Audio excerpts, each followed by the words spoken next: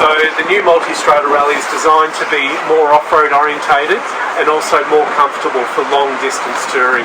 So they've increased the fuel capacity. It's an aluminium fuel tank here, 30 litre capacity versus 21 on the V4S. So they'll give it, more fuel range. The V4S, you get a fuel range around sort of 300-350 kilometres, obviously depending on what you do here. That 30 litre fuel tank should put us out to between 400 and 500 kilometres. So really good fuel range. I say it depends on what we do with this, because with 170 horsepower on tap, you obviously tend to get sucked into using a lot of throttle.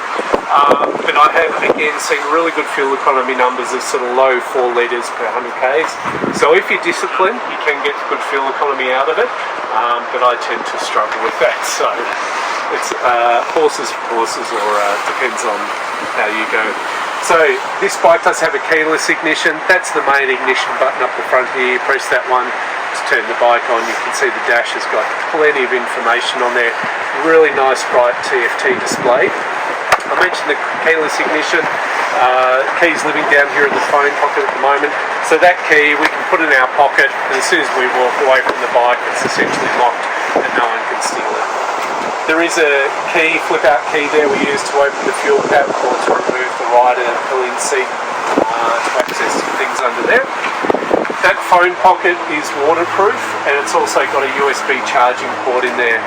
You'll notice on the V4Ss they've got the phone pocket on the back of the tank here. Again, that's got a USB port in there. And the Desert X has USB plug on the dash, so we can charge our phones on the fly. Both the bikes have also got a 12-volt Merit style power outlet there up on the dash for the MultiStrada. There's another one under the seat if you want to power up, say, a heated vest. Likewise, the Desert X has got one under the seat as well. So there's some good functionality there. Now, in terms of the electronics, let's talk about the chassis on the MultiStrada first of all. So the Rally has longer travel, 200mm suspension travel, both front and rear, whereas the V4S has 170-180mm travel on that one. So this bike definitely sits a bit taller and definitely orientated for riding. There's a few other features like the wider enduro style foot pegs, which make it a lot more comfortable when you're standing, better grip. And again, this one's got a flip up enduro style rear brake lever similar to the Desert X, so you can adjust the height of the brake lever easily. No one probably ever asked for a 4-cylinder adventure bike. I'll tell you what, it works. When I first rode this bike, the V4, back in 2021, my first day on the bike was a 700k day. Spent the last couple of hours riding in the dark, and I normally hate riding in the dark, but I was really comfortable on this bike. And that V4 engine, I'm yet to stall out. It's incredible the way it just keeps on ticking over. Obviously those 4 cylinders running away, it's a nice smooth engine. You can let it die down really low in the revs, and one throw it back on and it'll keep pulling, and it loves revving out to right up to the red line at 10,000 RPM. 170 horsepower available to us, so that's kind of superbike level power that we had 10 years ago, but now we're running around on knobby tyres, so we really need those electronics to help look after us and keep us safe. And it's one thing when I first rode this bike too, that for 170 horsepower it doesn't actually feel that aggressive, because the electronics really help keep things under control. But as you get more comfortable with the bike and you're a more experienced rider, I definitely encourage you to dumb down those electronics, dial back the traction control, dial back the wheelie control, and you'll feel more of that animal character come out of the bike. It's pretty impressive. A few other things with this bike in terms of rider comfort. Ducati put a lot of effort into rider comfort on this V4 platform. So little things like these air winglets down the bottom here, they're designed to scoop nice and cool fresh air up past the rider's legs. The side mounted radiators push that warm air out past the rider. There's other little cooling ducts up the front here that again direct cool air past the rider. You can shut those little cooling ducts off if you're riding in cold weather. There's a little flapper valve in there. And then other details like the rear cylinders on the V4 will deactivate when we're sitting stationary traffic lights to try and prevent that heat soak from building up.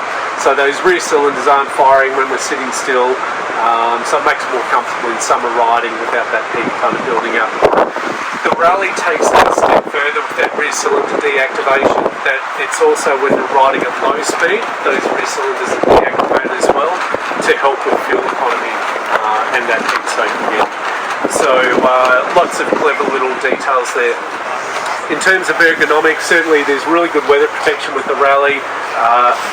One finger adjustable screen makes it super easy to adjust that height depending on whether you're riding off-road or when you're cruising on the highway. Also with the seat, we can adjust that seat height by about 20 millimeters without any tools. I'll show you that one quickly. And there's lots of different seat options available as well. We've got a high and low seat over there today.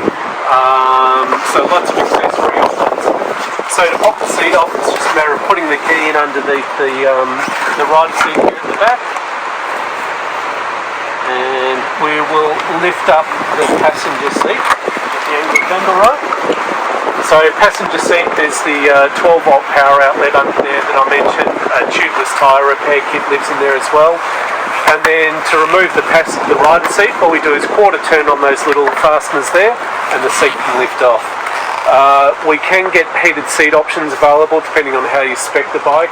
Most of the V4S's have got the heated seats available. And then you can see we've got two different positions here that we can locate the seat in to change the seat height. I normally run the MultiStrada V4S. I normally run that with the seat in the high position, and I find that makes the transition between standing and sitting a lot easier. And then there's a little party trick I'll show you in a minute in terms of the suspension ride height that we can use to our advantage there. So that seat just locates back in with those quarter turn fasteners, and then we can pop the passenger seat back on. So nice and easy. Really good grab handles there for the passenger too, so nice comfortable coach for them. And you can see the Rally comes fitted with penny racks as standard. There's aluminium cases you can get for it now, or hard plastic sort of cases. So let's get into some of the electronics and the rider modes on the bike. Now when you first look at the dash and the switch gear, it can be pretty damn confronting or confusing with all those buttons going on. The good thing is that it all feels fairly nice and natural when you get on the bike. You'll find that the indicators and the horn kind of fall naturally into place. But over on the right hand switch block here, we've got the grip heater button up on the top right there. We've got our kill switch here, so that's the off position. Lift it up, and then we've got our starter button uncovered there. We've got a fog light switch down the bottom, and you'll see a couple of the V4S's have got little fog lights mounted down low. It's one of the things I'll say I really appreciated the first day I rode the MultiStrada was the headlight on this bike is awesome. Good, really long projection LED beam, sort of really throws the light a long way down the road. And we've also got cornering lights on it as well. So as we tip into the corner, there's extra LEDs illuminating the way around the corner. We've got those daytime running lights as well, which will create a really nice silhouette for it. Over on the left-hand switch block, I mentioned the horn and indicator and the headlights and hazard switch, pretty much kind of where you'd expect them, so you find those easily with your thumb. And then down the bottom here, we've got a little joystick that goes 4 ways and also push in to enter. We've then got our riding mode button here, the suspension preload button, and then our cruise control buttons here. Now this bike does have active radar cruise control on it, so you'll see on the back of the bike there, just under the tyre layout, there's a little radar sensor, and then same, we've got another one on the nose there as well. And so those radars are constantly looking for vehicles in front or behind us, and will help keep us safe on the road. So that rear radar comes into play with the blind spot detection. So on the back side of the mirrors here, we've got 2 orange LEDs, and if we're riding along the freeway and a car comes up in that blind spot behind us, those orange LEDs will illuminate to sort of get your attention. You'll either do a head check in the mirror and you'll see the car there, or you might see it over your shoulder. If you go to indicate to turn into that lane, that LED is going to flash to really get your attention. The other time those LEDs will flash is if we're, say, sitting stationary at traffic lights and a car's about to rear-end us, they'll both flash to really get your attention. Likewise, if we're rolling along the highway and somebody comes up at a great rate of knots behind us, that'll get our attention. It's a really good intuitive system. In terms of that cruise control, to turn the cruise control on, we've just pressed that toggle switch on the left-hand side. We've now got a green icon come up on the dash, and then we can set our speed. We can increase or decrease our speed in, 1 km/h increments, or if we press and hold that button, we can do it in 5 km/h chunks. We've also got these plus minus buttons here, which then determine the braking distance to the vehicle in front. So that front radar is going to be maintaining that braking distance and using the fly-by-wire throttle to increase or decrease throttle to maintain that braking distance. If that car in front of us happens to really slow down in a hurry, get on the brakes, the bike will apply some braking pressure as well. It's never going to apply the brakes that much that it unsettles you, but it'll get your attention and flashes a warning up on the dash to say, hey, take control. And then obviously as soon as you get on the brakes or pull the clutch in, it'll deactivate the cruise. We can also deactivate the cruise by rolling the throttle forward. That's generally the smoothest way to deactivate the cruise, whether it's on the Desert X or the MultiStrada. Roll the throttle forward and that cancels the cruise control. Cruise control is my favourite feature on this bike, without doubt. It's such a good intuitive system. It never does anything it shouldn't and always does what you expect it to. It's an absolutely brilliant system. The other buttons we've got here, so on the top left here we've got our suspension preload button. So on this bike we've got quite a few different settings we can get into. So obviously the idea with the suspension preload is we're trying to maintain the correct ride height with the bike when we're loaded up with passengers, luggage, whatever. The general goal of rule of thumb is we want to use about 1/3 of our suspension travel with our weight on the bike. So depending on the load you've got on there, we can adjust it to have rider and passenger and baggage. There's also an auto levelling feature there which is constantly monitoring the ride height, trying to maintain that.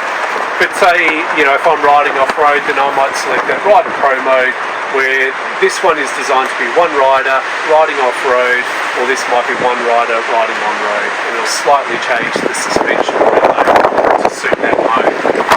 The other little part of it which I touched on before is we've got what we call now a minimum preload function. So if we press and hold this button for 3 seconds, you'll hear the bike's whirring away. And you might be able to see, if you look really closely at the back end, that suspension's sinking down. So what the bike is doing is taking all of the preload out of that rear shock to let the seat height sink down to the minimum, so that we can manoeuvre the bike into car parking spots, or maybe when we get in a tricky off-road situation, we want to get our feet on the ground, we can let that seat height sink to the minimum. So I'll use that when I'm riding off-road. As I mentioned, I'll run the seat in the higher position to make that transition between standing and sitting a bit easier, but then I know I've got that minimum preload if I'm in a shitty situation off-road. It's on the Rally and the V4s. It's similar to Harley. Yeah, with the Pan America. It's just the V4s, so they've got the Skybook electronic suspension. So yeah, funnily enough, that minimum preload function wasn't available when the V4S first got released. They released it as a software update about 6 months ago. So this is a cool thing with electronics now, that Ducati are constantly refining things, and they'll provide software updates every now and again, and that was a really good bit of functionality they added on, as a free bonus basically. I like the front of the rest of it. Sometimes Me too. I'm tippy toes in the wind. I noticed that with the Tiger Triumph. More. It's just if you drop down just a little bit, you'd great. Yeah. Just needed that little bit. Yeah, right. The other thing they've done too with this Rally model is they've got a function they call Easy Lift. So basically the idea is here, when the bike's stationary and running in neutral, it opens up the damping valves in the rear shock and that suspension preload to make it easier to push the bike off the side stand. So if you imagine when we're loaded up with all the luggage and things on there, the bike's going to be pretty heavy just to get off the side stand. So by opening up those damping valves, as we go to lift the bike off the side stand, it just allows the bike to sink into the suspension a little bit more and makes it easier to pick up right. So little features like that make the bike easy to live with on kind of a day-to-day basis, or if you've got a brilliant passenger on the back. Do you have to redo that preload once you've sort of... Yeah, so you can either, once you get rolling again, you can press and hold that button for 3 seconds, and it's going to revert back to its preset preload, or once your ground speed gets above 90 kilometres an hour, it automatically resets to wherever you had the preload set before. And that's one of the cool thing with the way Ducati treat the electronics of the bikes. As we go and customise and change things, the bike remembers whatever settings you had before. So we'll get into the riding modes in a second, but if we turn off traction control, for example, it doesn't matter whether you turn the bike off with a key or with a switch, it'll remember that setting, and it'll retain it next time you get back on the bike.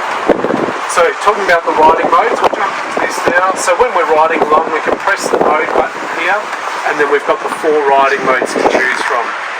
So we've got urban, sport and touring are our 3 on-road modes, and then enduro for riding off-road. And if we have a look at this, there's 9 different parameters here that we can change in each one of those 4 riding modes. And in some of these parameters, we've got 8 or 9 different levels in there, so huge amount of adjustability with it. So we'll get into the setting menu here and show you a bit more detail with that. So on the top menu up here, if we just scroll up till we get to setting menu, go into that one by pushing inwards on the joystick, again go into riding mode, and say if we want to customise the enduro mode here, we now get into the menu where we can customise each setting. So same with power, for example, by default it's 170 horsepower, or if we go to the low power setting, brings it back to about 114 horsepower, but it also changes the throttle response as well. So in sport mode, we're going to have full power with a dynamic or a sharp throttle response, and if we come back to the low power setting, we reduce power and a nice smooth throttle response as well. So say for example, if we're in touring mode, we'll get 470 horsepower and a smooth throttle response, which is where I normally ride the bike when I'm typically riding around town. Next one is Ducati traction control. So we've got 8 levels of traction control intervention here. So 8 is the safest, and when we get down to say number 1, that's almost 0 traction control. Basically what that's doing obviously is monitoring the speed difference between front and rear wheels. We can also turn that traction control all the way off as well. Next one is ABS. There's 3 levels of ABS on this bike. So at level 1, that's designed for off-road riding, we've got ABS active on the front, but no ABS on the rear when we're riding off-road, so we can slide and drift our way into corners. Level 2 is more performance orientated for on the road, and level 3 is the safest and most stable. And you can see it's got cornering ABS available there as well. So if we're in an emergency braking situation with the ABS active and we then tip into a corner, the bike knows we can't be braking as hard when we're on the side of the tyres, so it will reduce some of that braking pressure as we tip into the corners. So it really helps to keep it safe.